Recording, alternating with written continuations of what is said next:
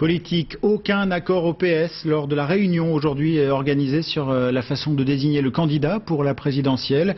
L'avance de Ségolène Royal sur ses autres concurrents dans les sondages ne fait rien pour apaiser les tensions. Il y a quelques mois, elle était considérée comme un électron libre. Désormais, elle a structuré autour d'elle une équipe qui est bien décidée à aller jusqu'au bout. Catherine Demangeat et Christian Walter. Rodez, il y a quelques jours. Aux côtés de Ségolène Royal, Patrick Mennucci, celui qui l'accompagne partout. Chef de file des socialistes marseillais, membre de la direction du PS, il est l'intendant de la Maison Royale. C'est lui qui coordonne tous ses déplacements et ses meetings, en France ou à l'étranger. Il gère les multiples invitations en provenance des fédérations. Il organise la logistique, veille aux moindres détails. Les journalistes, vous les avez mis quelque part en particulier ou non? Un homme clé dans une équipe de campagne dont Ségolène Royal ne veut pas parler publiquement. Je crois qu'elle parle aux Français. Peut-être que les autres devraient s'interroger s'ils parlent vraiment aux Français ou s'ils se parlent à eux-mêmes. Il y a 6 mois, les éléphants du parti raillaient cette prétendante sans courant ni réseau. Depuis, elle enregistre ralliement sur ralliement.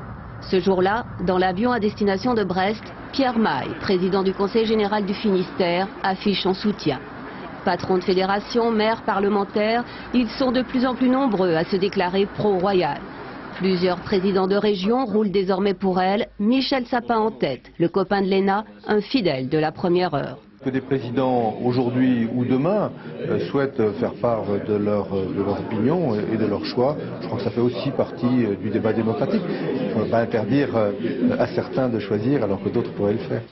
Dans le premier cercle aussi, Jacques Attali, l'intellectuel brillant, l'ancien Sherpa de François Mitterrand. Toujours disponible pour la conseiller, il se flatte de l'avoir découverte au début des années 80. Imaginez un homme qui aurait fait l'ENA, qui aurait été 7 ans conseiller du président de la République, qui aurait fait ensuite une carrière de député pendant 20 ans, de président de région, qui aurait été 3 fois ministre et écrit plusieurs livres. Personne ne douterait de sa capacité à être un homme d'État. Il se trouve que c'est une femme et qu'on en doute. On va bientôt mettre la synthèse sur le site, la première synthèse. La synthèse est loin d'être faite autour d'elle. Mais dans le dispositif royal, Désir d'avenir, son site internet a une place de choix.